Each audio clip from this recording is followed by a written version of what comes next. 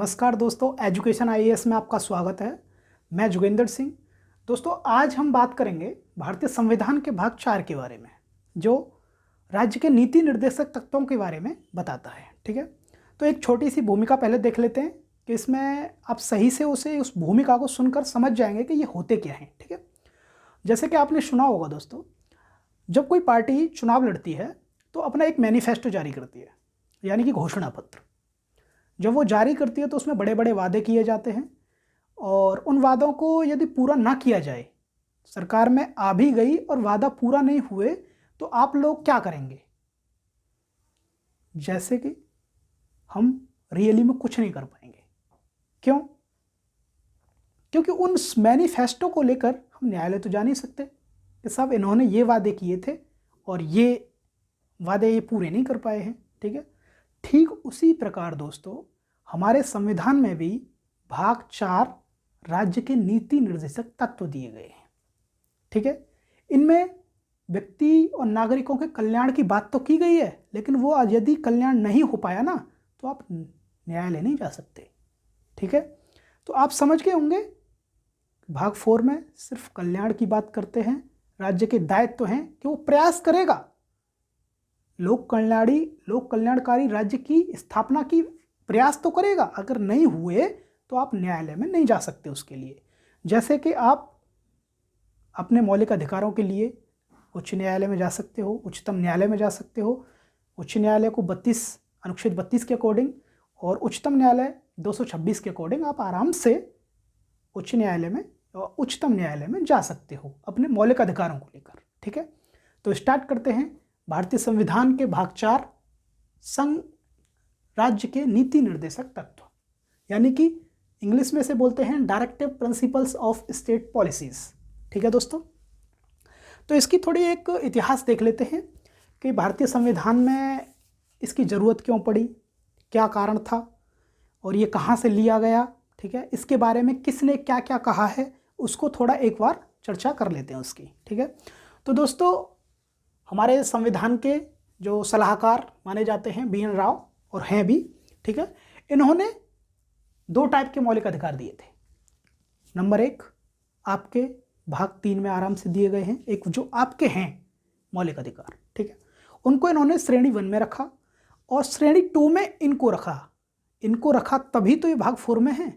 इनके लिए BN राव जी ने कहा है कि ये ऐसे होंगे जो इनके लिए कल्याणकारी राज्य की स्थापना करने की कोशिश करेगा, प्रयास करेगा।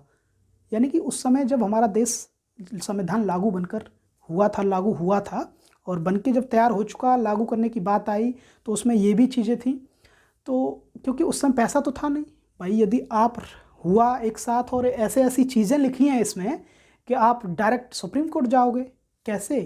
राज्य को क्या मतलब क्या करेगा? उसके पास पैसा हो नहीं है, कोष में पैसा नहीं है, तो वो कैसे आपकी पूरी आवश्यकताओं की पूर्ति करेगा? तो आधारभूत संरचना के लिए BN राव जी ने कहा कि इन्हें हम सेकंड कैटेगरी में रखते हैं, इन्हें भी मौलिक अधिकार ही हैं ये व्यक्ति के, लेकिन ये न्यायालय में नहीं है। उन्हें ऐसा नहीं है कि वो मिले हैं, लेकिन समय आने पर परिस्थितियों के अकॉर्डिंग वो चेंज होते रहेंगे। जैसे कि आपने देखा होगा शिक्षा का अधिकार।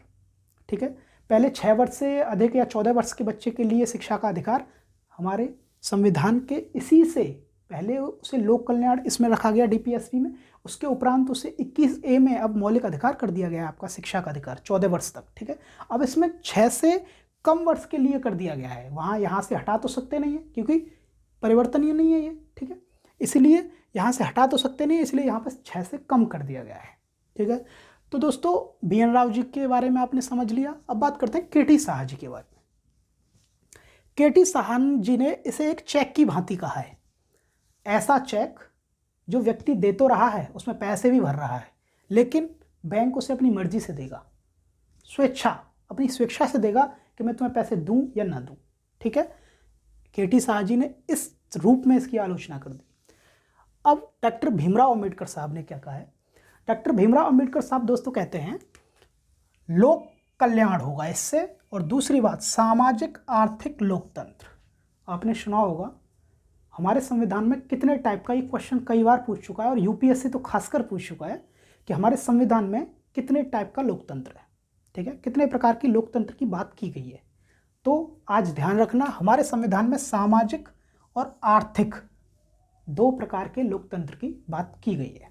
ठीक है दोस्तों, अब इन्होंने तो ये बात कह दी, अब हमें इसके बारे में समझना होगा कि इसके उद्देश्य क्या हैं, इन्हें क्यों हमें रखना पड़ा, क्या रीज़न था। ठीक है, तो इस डीपीएसपी के राज्य के नीति निर्देशक तत्व के 2 उद्देश्य हैं। नंबर 1, कल्याणकारी राज्य की स्थापना। एक तो कल्याणकारी राज्य की स्थापना होगी, दूसरी बात पहले ही बता चुका हूं, सामाजिक और आर्थिक आपको लोकतंत्र मिलेगा, लोकतंत्र की स्थापना होगी। सामाजिक यानी कि सबको समान माना जाएगा, आर्थिक सबको बराबरी का आर्थिक। ठीक है, लोकतंत्र सबको पैसा कमाने का अधिकार, सब एक रूप है, एक समान है सभी लोग, ये सामाजिक आर्थिक लोकतंत्र मिलेगा। ठीक है, अब दोस्तों समझ लेते हैं कि इन्हें लिया कहाँ से गया, हमारे संविधान में कहाँ से, किस संविधान से इन्हें लिया गया। तो दोस्तों लिया गया है आयरलैंड के संविधान से। ठीक है, और ये भी कई बार क्वेश्चन पूछा जा चुका है छोटे एग्जाम यानी कि एसएससी वगैरह, और इन छोटे कॉम्पिटिटिव एग्जाम के लिए तो सिर्फ इतना ही पूछते हैं कि राज्य के नीति निर्देशक तत्व भारतीय संविधान में कहाँ से लिए गए हैं, तो उसका आंसर होता है आयरलैंड। ठीक है, लेकिन यूपीएससी और यूपीपीसीएस 2-3 बार क्वेश्चन आ चुका है, उसमें क्या पूछता है कि भारतीय संविधान के भाग 4 में लिए गए राज्य के नीति निर्देशक तत्व आयरलैंड से हैं, लेकिन आयरलैंड ने कहाँ से लिए, इसका बहुत बार क्वेश्चन आ चुका है। तो दोस्तों इसे भी मैंने कोट किया है कि इसको आयरलैंड ने ये स्पेन से लिए थे। ठीक है, स्पेन से, याद रखना कि ये आयरलैंड ने किससे लिए, स्पेन से। ठीक है दोस्तों, अब बात करते हैं, अब हम अपने मुख्य टॉपिक पे आते हैं कि ये इसमें दोस्तों 36 से और 51 तक अनुच्छेद दिए गए हैं, इनको एक एक कर सही से समझेंगे। ठीक है, तो स्टार्ट करते हैं अनुच्छेद 36। अनुच्छेद 36 में दोस्तों कहा गया है राज्य की परिभाषा। राज्य की परिभाषा के राज्य कौन होगा, जैसे कि मैं आपको भाग 3 में बता चुका हूँ, अनुच्छेद 12 में और अनुच्छेद 36 में। संविधान, पूरे भारतीय संविधान में, ठीक है, सिर्फ यही 2 आर्टिकल हैं जिनमें राज्य की परिभाषा दी गई है। राज्य यानी कि आप आसान भाषा में मैं यहाँ भी समझा देता हूँ, राज्य होता है बिजली विभाग हुआ, राज्य के मतलब राज्य तो सरकार तो है ही है आपका राज्य। ठीक है, लेकिन उसके साथ साथ उसके रेगुलेशन में जितने भी प्राधिकारी हुए, जितनी भी संस्था हुई, वो सब अपने आप में राज्य हैं। ठीक है, और मेन मुद्दा, संसद तो राज्य है, लेकिन न्यायपालिका ने अपने आप को राज्य से बिल्कुल अलग, पृथक समझा है। ठीक है, और ये भी आगे आपको समझ में आ जाएगा कि क्यों समझा है। अब बात करते हैं अनुच्छेद 37 की। अनुच्छेद 37 में दोस्तों न्यायालय में वाद योग्य नहीं एवं अपरिवर्तनीय। अनुच्छेद 37 में कहा गया है कि ये जितने भी कानून, जितने भी अनुच्छेद हैं, ये न्यायालय में वाद योग्य नहीं है, आप इनको ले जाकर सुप्रीम कोर्ट या किसी भी न्यायालय में नहीं जा सकते। ठीक है, और ये अपरिवर्तनीय है। अब बात करते हैं अनुच्छेद 38 की। अनुच्छेद 38 लोक कल्याण की अभिवृत्ति, यानी कि इससे समझ लेते हैं कि राज्य ऐसे काम करेगा जो लोक कल्याण, पब्लिक के लिए बहुत ही आवश्यक हो, समानता, सामाजिक, आर्थिक, राजनीतिक न्याय देगा उन्हें। ठीक है, और ऐसा कोई भी काम नहीं करेगा जो पब्लिक के बिल्कुल खिलाफ हो। ठीक है, राज्य की यही एक मंशा होगी कि वो ऐसे प्रयास करता रहेगा सदैव जो उसके राज्य लोक कल्याण की स्थापना करें। ठीक है, अब बात करते हैं दोस्तों अनुच्छेद 39, संसाधनों का उचित वितरण एवं महिला और पुरुष को समान कार्य के लिए समान वेतन। ठीक है दोस्तों, जैसे कि आज के समय में देखेंगे हम, तो कुछ जगहों पे महिलाओं को कम वेतन मिलता है और उसी पोस्ट पे अगर पुरुष होगा तो उसे सही वेतन मिलता है। ठीक है, तो इसी के बारे में राज्य प्रयास करेगा कि सभी लोगों को, या चाहे पुरुष हो चाहे महिला हो, यदि एक समान कार्य पे हैं तो उन्हें समान वेतन मिलेगा। ठीक है, लेकिन इसके लिए भी एक ऐसा हुआ था, बिहार में एक केस आया था, सुप्रीम कोर्ट लेके पहुंच गए थे कि भाई एक टीचर थी कि महिला को वहाँ कम वेतन दिया जा रहा था। जैसे कि वो टीचर जो महिला थी वो संविदा पे लगी हुई थी और बाकी जो थे वो टीचर, जो पुरुष थे वो सरकारी थे। ठीक है, वो पूर्ण रूप से सरकारी थे। वो न्यायालय चले गए, लेकिन न्यायालय ने उसकी सुनी। न्यायालय ने कहा है कि संविदा को उचित रखिए, यानी कि आपने सुना होगा, हमने बताया था आपको मौलिक अधिकार में विधिक, समझ रहे हो, समान विधिक सहायता, यानी कि बिल्कुल ऐसा होता है कि आप यदि संविदा पे एक लेडीज और पुरुष हैं तो उनकी समान वेतन होगा, और यदि सरकारी में पुलिस महिला और पुरुष हैं उनका समान होगा। तो वो राज्य के ऊपर डिपेंड करता है कि वो अपनी आर्थिक स्थिति को देखते हुए कैसे आपको वित्त का पोषण करवाती है। ठीक है, बात करते हैं 39 क की। ठीक है, 39 का दोस्तों 42वां संविधान संशोधन 1976 में जोड़ा गया। जो क ख ये जितने भी आएंगे इसमें सभी जोड़े गए हैं अलग से संशोधन करके। इसमें दोस्तों क्या है, समान न्याय और निःशुल्क विधिक सहायता। समान न्याय मिलेगा। न्याय आपको पता है 3 टाइप का होता है। कौन कौन सा न्याय देता है? सामाजिक, आर्थिक और राजनीतिक। 3 टाइप का न्याय जो बिल्कुल समान होगा। और निःशुल्क विधिक सहायता, यानी कि राज्य ऐसे प्रावधान करेगा कि वो बिल्कुल निःशुल्क हो। जैसे कि राज्य ने आपके स्थानीय पुलिस स्टेशन खोले हैं, ठीक है, आपकी कोई भी आपराधिक गतिविधि होती है, आपके साथ कुछ भी कमी होती है तो आप वहाँ विदाउट शुल्क के आप वहाँ रिपोर्ट लिखवाइए, आप अपना, और बाकी उचित कार्यवाही की जाएगी। ठीक है, अब बात करते हैं अनुच्छेद 40 की। अनुच्छेद 40 में दोस्तों ग्राम पंचायत दी गई है कि राज्य ग्राम पंचायतों का ग्राम विकास, स्वराज ग्राम विकास की, ये गांधी जी, समझ रहे हो, गांधी जी और अंबेडकर जी में, इन दोनों में विवाद था। अंबेडकर जी चाहते थे कि ग्राम पंचायत होनी ही नहीं चाहिए। यदि ग्राम पंचायत होंगी तो उस लेवल तक, वो उनका मानना था कि उस लेवल तक भ्रष्टाचार होगा, उस लेवल तक लोग ऐसा गलत सोचने लग जाएंगे, राजनीति में पड़ जाएंगे कि राज्य, कल्याणकारी राज्य की स्थापना ही नहीं होगी। ठीक है, लेकिन गांधी जी कहते थे पंचायत होनी ही चाहिए, वो पक्ष में थे, लेकिन अंबेडकर जी विपक्ष में थे। ठीक है, तो इन्हें रखा गया, और लेकिन इन्हें जैसे जैसे हमारा राज्य कल्याणकारी हुए उस हिसाब से इन्हें आज 73वां और 74वां संविधान संशोधन ग्राम पंचायतों और नगर पंचायत के लिए किया गया था। ठीक है, इन्हें अब 242 का इस अनुच्छेद में रख दिया गया है। अब बात करते हैं, हर राज्य की अलग अलग डिपेंड है कि वो न्याय पंचायत रख भी सकता है और नहीं भी रख सकता है, कोई दिक्कत नहीं है, हर जगह की जरूरी नहीं है। अब बात करते हैं अनुच्छेद 41 की। अनुच्छेद 41 में सरकारी सहायता कुछ दशाओं में, यानी कि बुढ़ापा, विकलांग और शिक्षा, जैसे लोग सरकारी सहायता मिलेगी ऐसे लोगों को, जैसे पेंशन देती है वृद्धा लोगों के लिए। ठीक है, विकलांगों के लिए एक अलग सहायता है, जैसे आरक्षण भी दे रही है सरकार। ठीक है, स्पेशल शिक्षा भी उन्हें दे रही है, प्रोवाइड करा रही है। शिक्षा के लिए जैसे जो निम्न वर्ग के लोग हैं उनके लिए, और आर्थिक रूप से थोड़े सशक्त सही नहीं है, उनके लिए शिक्षा का प्रावधान, इन सभी के लिए एक कुछ दशाओं में, यानी कि वो उनकी थोड़ी वैसी दशा गलत अच्छी नहीं है दिशा, तो उस दिशा में उनको कल्याण कर सकती है उनका। ठीक है, बात करते हैं, यदि आप भाई बुढ़ापा, विकलांग और इनके लिए जब दशाओं में सरकारी सहायता करोगे तो हमारा आर्टिकल 42 में क्या क्या है, कार्य, न्यायसंगत और मानवीय दशा। यदि आप इन चीज़ों को देखकर, बुढ़ापा है तो उसे बुढ़ापे के हिसाब से कार्य मिलना चाहिए, कार्य के हिसाब से नहीं, लेकिन उन्हें पेंशन उसी हिसाब से मिलनी चाहिए। ठीक है, और जैसे कोई एक अच्छा व्यक्ति है उसके लिए देखो कार्य न्यायसंगत होना चाहिए, ऐसे नहीं कि आपको कहीं भी उल्टा सीधा ढकेल दिया, और जो आपकी स्वास्थ्य, शिक्षा आपका मौलिक अधिकार है भाई साहब, आपकी दिक्कत हो जाएगी। ठीक है, इसीलिए राज्य ऐसे कार्य करेगा और ऐसी नीतियां बनाएगा जो कार्य न्यायसंगत हों और मानवीय दशा को देखते हुए। ठीक है, ये हमारा अनुच्छेद 42 कहता है। अब बात करते हैं अनुच्छेद 43 की। अनुच्छेद 43 दोस्तों कहता है, निर्वाह मजदूरी व कुटीर उद्योग को बढ़ावा और सहकारी समितियाँ। ठीक है, सिंपली जब आप 41 में क्या कहा कि कुछ दशाओं में आपको सरकारी सहायता मिलेगी। ठीक है, विकलांग, बुढ़ापा, शिक्षा इत्यादि में दी जाएगी।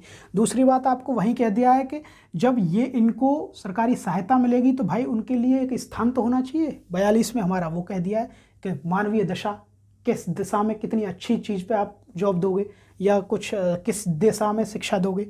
ठीक है, अब उसी हिसाब से कह दिया है हमारा 43 में कि भाई जब वो काम करेंगे तो उन्हें निर्वाह मजदूरी भी तो मिलनी चाहिए। ठीक है, निर्वाह मजदूरी तय करें, जैसे कि प्राइवेट अपने अपने सेक्टर हैं, प्राइवेट पर कोई गवर्नमेंट का प्रतिबंध नहीं है कि स्पेशल उतना ही भत्ता या वेतन होना चाहिए, कोई न्यूनतम भत्ता नहीं दे रखा है। ठीक है, लेकिन अपने अपने राज्य प्रयास करता है, राज्य जैसे हर एक राज्य की आप गवर्नमेंट जो जॉब है उनमें देखोगे तो उसमें दे रखा है कि इतने से इतने तक का आपका पैसा, ये पे वेतन जो होता है, वेतन उस हिसाब से दे रखा है।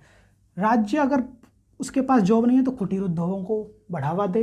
ठीक है। सहकारी समितियां बनाए जो आपके आर्थिक और उन्हें समानता लेके आएंगी, ठीक है। अब बात करते हैं अनुच्छेद 43 तो हो गया हमारा।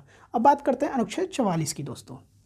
अनुच्छेद 44 में दोस्तों कहा गया है समान नागरिक संहिता। समान नागरिक संहिता बहुत बड़ा विवाद है।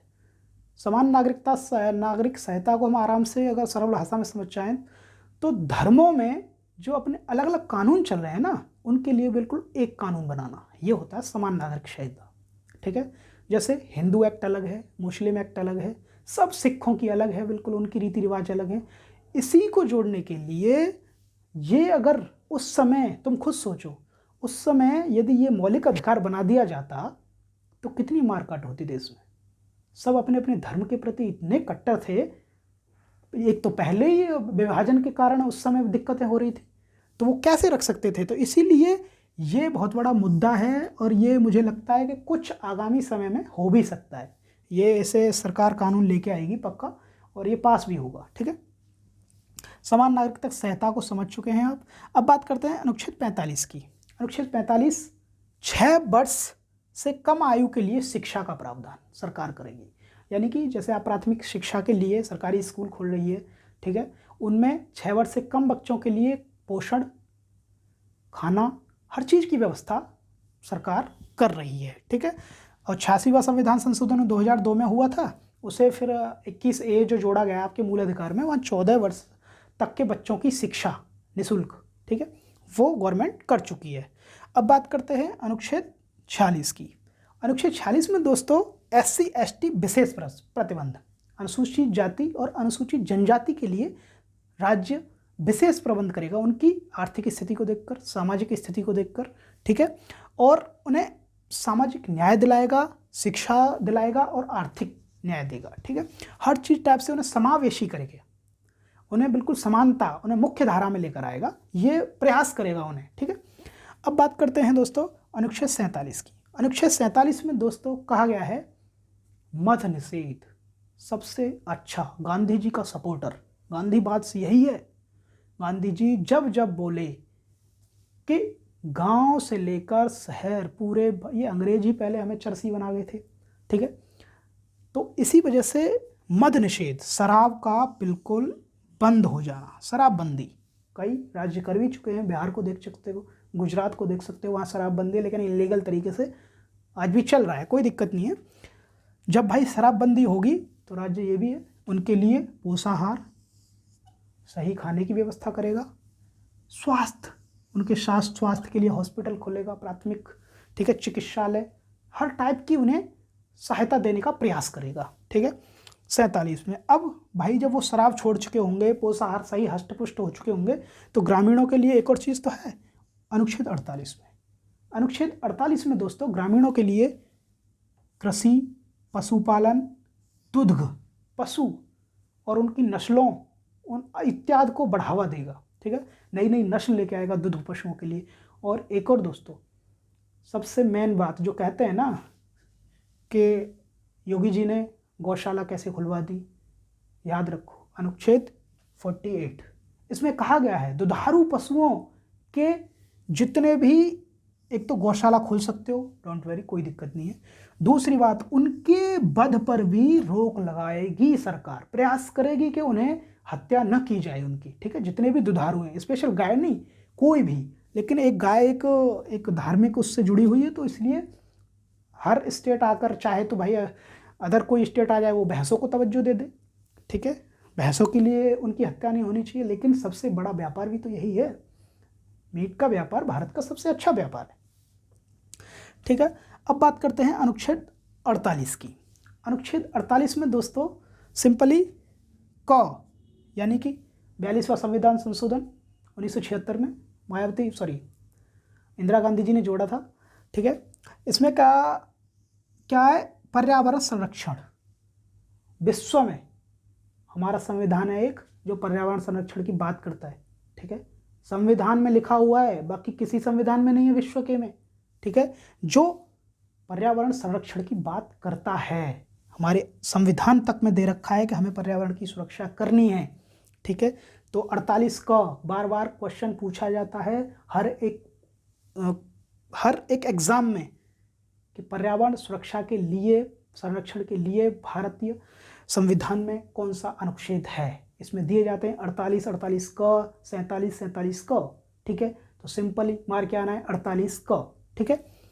अब बात करते हैं अनुच्छेद 49 की। अनुच्छेद 49 में दोस्तों कहा गया है राष्ट्रीय महत्व के स्मारकों और स्थानों का संरक्षण। स्मारक जितने भी होंगे, ताजमहल का स्मारक चल रहा है, ठीक है, संरक्षण होता है, पर्यटक है, बहुत अच्छा है, लाल किला है, हर राज्य जितने भी संरक्षण क्षेत्र होंगे, स्मारक होंगे, उनका संरक्षण करेगी, करने का प्रयास करेगी, ठीक है। हर एक स्थान को संरक्षण करेगी, ऐसे को सिंधु घाटी सभ्यता, बहुत चीज़ें हैं। अब बात करते हैं अनुच्छेद 50 की। अनुच्छेद 50 में देखो सिंपल दोस्तों, मैं बहुत देर से पहले से कह के आ रहा था, अब ये है इसमें क्या है, कार्यपालिका और न्यायपालिका का पृथक्करण। कार्यपालिका और न्यायपालिका दोनों अपने आप से अलग होती हैं बिल्कुल। प्रयास करेंगे कि कभी कोई किसी के कार्य में हस्तक्षेप नहीं करेगा, ये हमेशा ध्यान रखा जाता है। और इसमें विवाद भी होता रहता है, दोनों के बीच में बहुत विवाद होते हैं, ठीक है। अब बात करते हैं दोस्तों अनुच्छेद 51 की।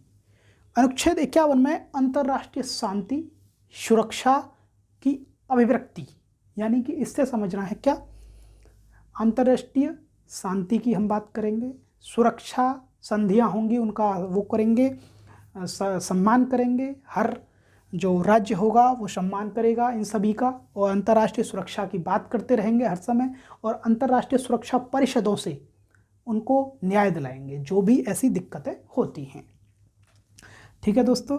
तो एक मोटा मोटी हमने ये सही से समझ लिया है, तो देख लेते हैं एक बार और कि हमने क्या क्या समझा, ठीक है। तो BN राव ने इन्हें सेकंड कैटेगरी का मौलिकाधिकार बताया है, ठीक है। KT शाह जी ने एक बैंक के चेक जैसा बता दिया। डॉक्टर BR अम्बेडकर ने इन्हें लोक कल्याण और सामाजिक आर्थिक लोकतंत्र, इसे याद रखना, हर बार क्वेश्चन पूछा जाता है कि लोकतंत्र कितने टाइप का है भारत में, तो सामाजिक और आर्थिक, ठीक है। उद्देश्य क्या क्या होंगे इसके, कल्याणकारी राज्य की स्थापना करना, और दूसरा हो सकता है क्या, सामाजिक आर्थिक लोकतंत्र की स्थापना करना, ठीक है दोस्तों। तो ये कहाँ से लिया गया, आयरलैंड, और आयरलैंड ने कहाँ से लिया, स्पेन से, ठीक है दोस्तों। अब बात करते हैं इसमें कितने से कितने तक अनुच्छेद हैं, 36 से 50, ठीक है। अब 36 से 50 और एक 51, इसे भी याद रखना है, ठीक है। 51 अंतर्राष्ट्रीय सुरक्षा बहुत ज़्यादा है, आज की IR हमारी सबसे अच्छी चल रही है, ये ध्यान रखो सदैव।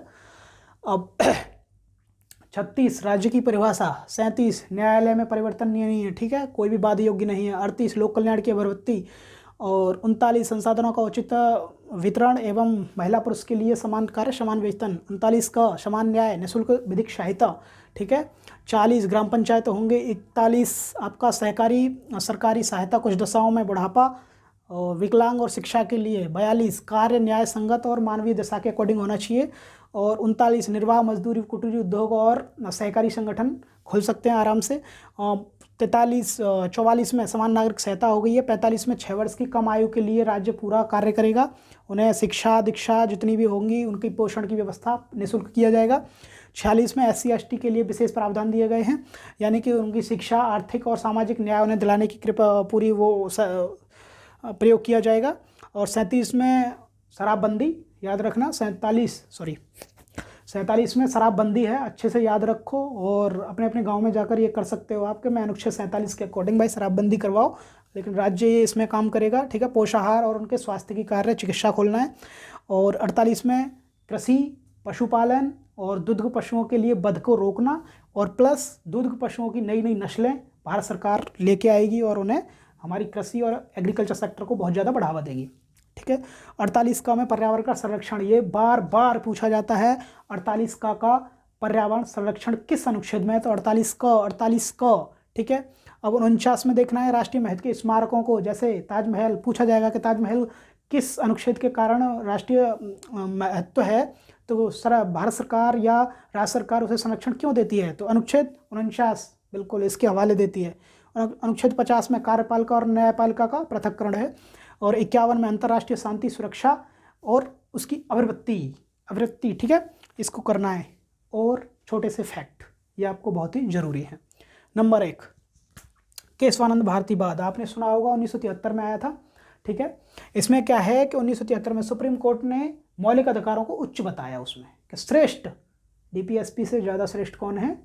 मौलिक अधिकार। ठीक है, तुरंत उसके बाद कौन आई? इंदिरा गांधी जी। इंदिरा गांधी जी ने क्या किया? 42वां संविधान संशोधन, पता है, मिनी कॉन्स्टिट्यूशन जिसे बोला जाता है, लेके आई 1946 में। डीपीएसपी को ह्यूमन राइट्स, मौलिक अधिकारों से सर्वोच्च रख दिया कि ह्यूमन राइट्स को कल्याणकारी राज्य बनाने के लिए कुछ कुछ अधिकारों को हनन किया जा सकता है। जैसे पता है ना, भूमि संरक्षण अधिनियम, भूमि अधिग्रहण वो आया था, उसमें कर दिया। अब लास्ट उसके बाद आता है मिनर्वा मिल्स वाद 1980।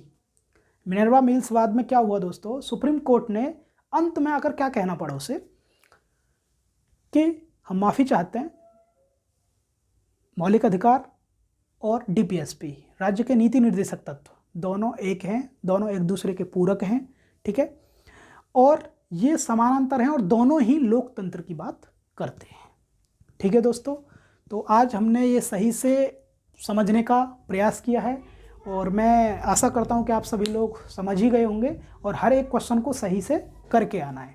ठीक है दोस्तों, आज के लिए इतना ही, धन्यवाद।